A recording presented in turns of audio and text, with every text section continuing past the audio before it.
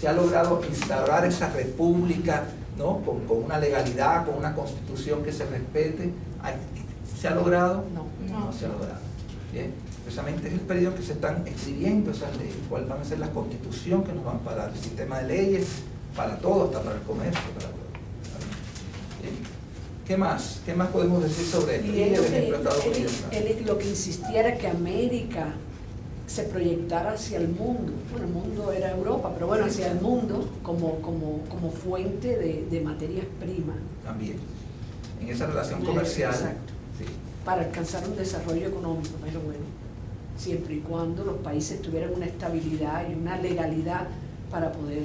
Pero se está pensando América como exportadora como de materia exportadora prima, que es la realidad del siglo XIX.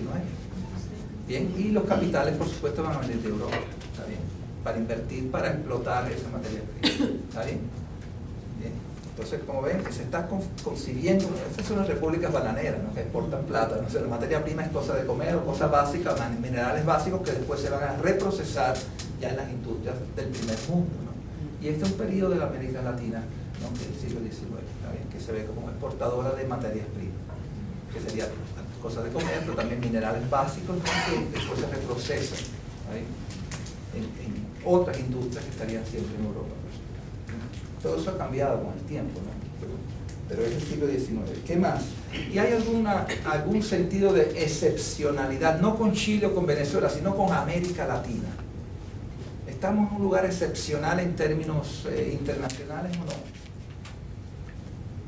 No, él hablaba de que por la gran extensión, por las riquezas, por todo, América en definitiva, si logra encauzarse, iba a ser un referente para el mundo, podía llegar a ser una civilización verdaderamente referencial. ¿Ocurrió o no ocurrió? No. En términos del nuevo mundo, ¿ocurrió o no ocurrió? Y pensamos nuevo mundo como Estados Unidos y América Latina.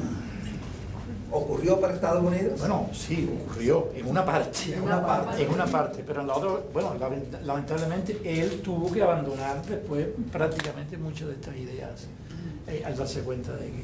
Pero te digo, la idea de él no era errada, porque No, todo lo contrario. Estados Todo lo Unidos contrario. realmente llegó a ocupar esa posición de excepcionalidad, ¿no? Para el mundo entero, está hoy en día todavía hasta con todo. Sino esto que él profetizaba para toda la América en general se cumplió solo que en una parte. Bien, pero él pensaba que podía haber sido para toda la Y América. de hecho lo fue. Estamos hablando de 1820 todavía, había posibilidades, han pasado 2 siglos, no parece que haya. Para Estados Unidos no, pero para América Latina obviamente triunfó la anarquía, triunfó las guerras civiles, triunfó la... Sí. Y ahí también justifica un poco cómo, por la diferencia en épocas de cuando se independizó Estados Unidos y Sudamérica, hubo muchas diferencias. Por ejemplo, dice los unos estaban acostumbrados al ejercicio de grandes derechos políticos, refiriéndose a Estados Unidos. Allá tenían desde antes una mentalidad un poco más avanzada solo por el hecho de haber sido conquistado colonias de Inglaterra y no de España, un poco como que más listos para la independencia. Sí. Que Lo cual es cierto, hay una formación inglesa diferente a la española, pero él comprende esa diferencia, pero eso no impide que América Latina pueda... Que pudo haber sido. Sí. pero como que justifica un poco de que aún hay un paso más alentado comparado al de Estados Unidos. Exacto. Bueno, porque él usa una palabra en términos de juventud, madurez y vejez, que América Latina él usa una palabra muy... Nosotros somos todavía países jóvenes, estamos como en la infancia, ¿no? En el diálogo internacional, y entonces lo que quiere es acelerar un poco la madurez, ¿no? Y ponerse autónomo. Pero también le critica cosas a Estados Unidos. Estados Unidos tendrá esa formación inglesa, no sé qué, pero en Estados Unidos hay un mal. La esclavitud. O sea, un mal que incluso es una... ¿Cómo? Una contradicción. Una contradicción. Un mal que incluso es una contradicción en términos legales. Dice, si Estados Unidos no tiene esa inmensa contradicción interna que ya nosotros no tenemos en términos legales, porque ya no existe la esclavitud, ¿no? En los territorios liberados, bueno, la esclavitud formal, para que el indio o el esclavo haya cambiado realmente sustancialmente de vida, es discutible. Es discutible. Sí. Dejaron de ser esclavos oficiales para asumir otro tipo de servilismo, ¿no? Pero económicamente ha mejorado mucho. Muy bien, entonces como ven, estas son todas las ideas que están aquí de alguna u otra forma, ustedes las captaron muy bien, ¿está bien? Está bien, muy bien. Hay sobre todo que quería, bueno, Sí, que no está en ese, sí. que es lo que eso que él, por lo que él abogaba tanto, que era la autonomía cultural, que incluso hay un Sí, articulillo exacto, sí. que habla de la autonomía cultural, es decir, que no hay una civilización que se precie que no sea eso, que las civilizaciones trascenderán por sus obras, dice. Entonces en lo cultural hay que lograr también una autonomía. Una autonomía, que haya autonomía cultural, se ve opuesta a imitación, mimetismo. Pero cuando hablamos de imitación o mimetismo, es ciego, imitación ciega, que copiamos lo que se produzca en Europa porque simplemente es Europa, esa mente colonizada. O sea, uno puede estar libre, uno puede ser independiente económicamente, pero su mente puede continuar siendo colonizada. De cierta forma, él está abogando por la descolonización intelectual de América. Bien, el hecho de que sea francés o inglés tiene que ser también, uno tiene que ser crítico, aunque venga de esas fuentes legitimadas, ¿no? Por la cultura, por la información, por la ciencia, lo que fuera. En ese sentido, nuestra autonomía cultural también es importante. Vamos a volver a ese ensayo. Ajá. Sí. Vamos a detenernos en ese ensayo que ya no es tanto de política, sino de cultura, pero que tiene que ver con autonomía cultural de América. Recuerden que él fue también rector de la universidad. Esto es un discurso, los jóvenes, ¿no? Incluso es un discurso muy interesante. Bueno, yo les dije que leyeran un pedazo, no todo. ¿Qué ideas importantes hay aquí? ¿Qué le está diciendo a los jóvenes universitarios latinoamericanos? Esto es muy importante. ¿Qué le está diciendo? Igual también que tengan una mente crítica, así como lo mismo se está haciendo en las naciones de Sudamérica, que dejar de mimetizar ciegamente a los jóvenes también, o sea, ser críticos de sus estudios de una forma. Ajá. Y tomar ideas de Europa, ¿se vale o no? ¿Es válido tomar ideas de Europa o no? Sí, sí. Pero ¿en qué medida se deben tomar esas ideas? Analizándolos primero. Analizando. Después adaptando las situaciones típicas. Analizándolas críticamente, a ver si son válidas o no son válidas, y luego, ¿cómo? Es traer entonces para América, entonces utilizarlas en América.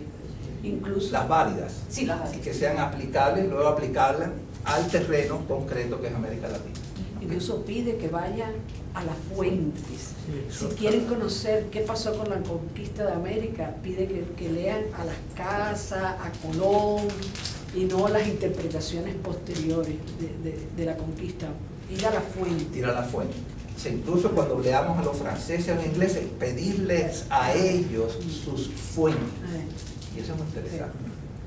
Y eso todavía es un conflicto que existe en América, en el Nuevo Mundo, incluso en Estados Unidos, ¿no? A veces con ciertas teorías y ciertas cosas europeas que realmente se copian, se traspolan y las queremos aplicar, pero no es aplicar, es imponer a nuestra realidad. ¿Verdad? Y en literatura eso es muy común, ¿verdad? Bien, y eso es lo que a veces, por eso es que yo voy a los textos, no a las teorías que salgan de nuestros textos, no de Europa. Porque si usted lee teorías europeas sobre literatura, ¿en qué fuentes se basan esos teóricos europeos de la literatura? ¿Ellos han leído todo esto? ¿Ustedes creen que han leído esto? No. Entonces están levantando teorías literarias sobre otra práctica literaria muy peculiar, muy diferente, que es la de ellos allá.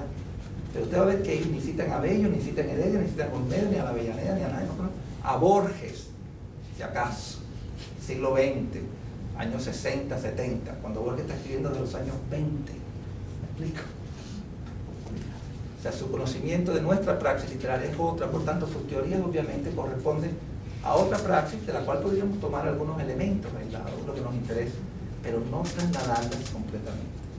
¿Bien? Y eso ocurre incluso en la literatura, en las teóricas feministas europeas.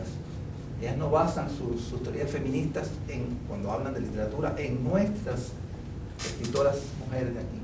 No las conocen prácticamente, las conocen muy superficialmente, ¿está claro? Sino en la práctica isabelina, en Inglaterra, en la literatura francesa, pero nosotros tenemos otra realidad aquí. Y yo siempre insisto mucho en eso. Bien.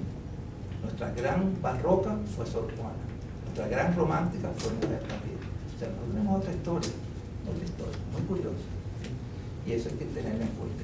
Y eso son cosas que a veces no se piden, esas fuentes no se le piden. simplemente porque es francesa, porque es inglesa. Y hoy en día, por supuesto, eso se ha ampliado con Estados Unidos, ¿no? América Latina también copia Estados Unidos. Bien. Antes era modelo, ejemplo para imitar. Ahora simplemente, como no hemos logrado el desarrollo que Estados Unidos logró, ahora simplemente Estados Unidos conforma un bloque con la Europa occidental.